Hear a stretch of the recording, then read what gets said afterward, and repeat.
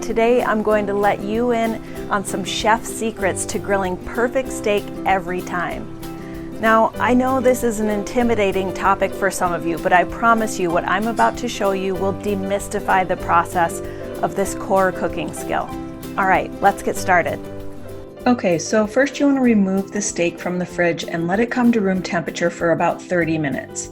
You might need to pat it dry a little bit on both sides in case there's any moisture on the steaks. Now here I have 3 types of grass finished steaks. This one is one of my favorite cheaper cuts called a flap steak. This is a grass finished tenderloin, and this is a grass finished New York strip.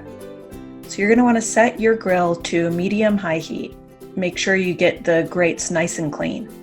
Season your steak as desired. Dinner guests always ask what we season our steak with, and they're surprised to hear that we just use salt and pepper. We like to experiment with different kinds of salts, and our favorite for steak is Hawaiian Alea sea salt, but fine sea salt also works great. Season the steaks according to thickness. A 1-inch ribeye can handle a lot more salt than a thin piece of flat iron.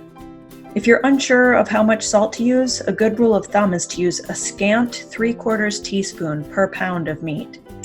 Add a touch of freshly cracked pepper, and you're good to go. Brush the steak on both sides with a light coating of melted ghee or clarified butter. You can also use tallow or lard.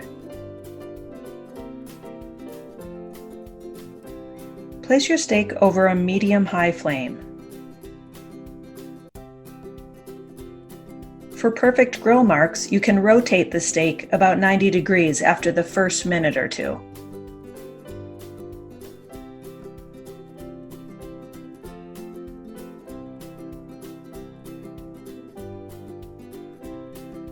Flip the steaks when you can see that the edges of the steak are just starting to color. If desired, you can repeat the 90-degree rotation for perfect grill marks on both sides.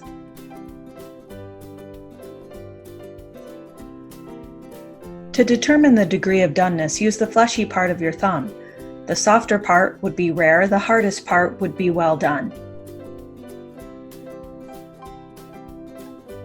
To get more fine-tuned, pinch your thumb and forefinger together to determine rare. Pinch your thumb and middle finger together to determine medium rare. Pinch your thumb and ring finger together to determine medium, and pinch your thumb and pinky together to determine medium well. Squeeze your thumb and pinky together to determine well done. If you can't remember that, just use the touch test. A rare steak will feel very soft and squishy. A well done steak will feel quite firm. Shoot for the degree of doneness you like by monitoring the firmness of the steak as it cooks. You can also double check the doneness of your meat with an instant read thermometer. Insert the thermometer into the thickest part of the steak at least 2 to 3 inches deep.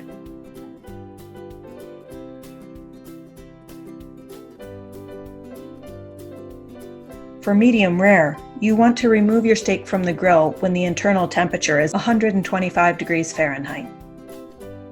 Remove each steak from the grill as it's ready and place under a loose tent of foil to keep it warm.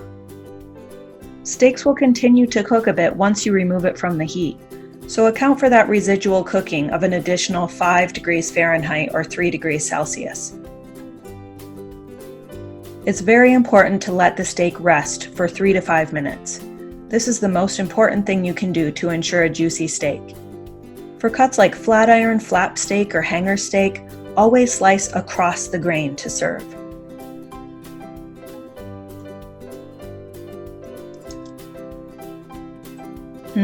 Perfectly medium rare.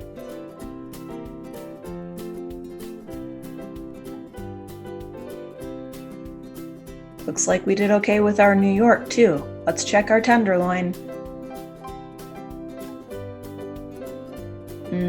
Bullseye.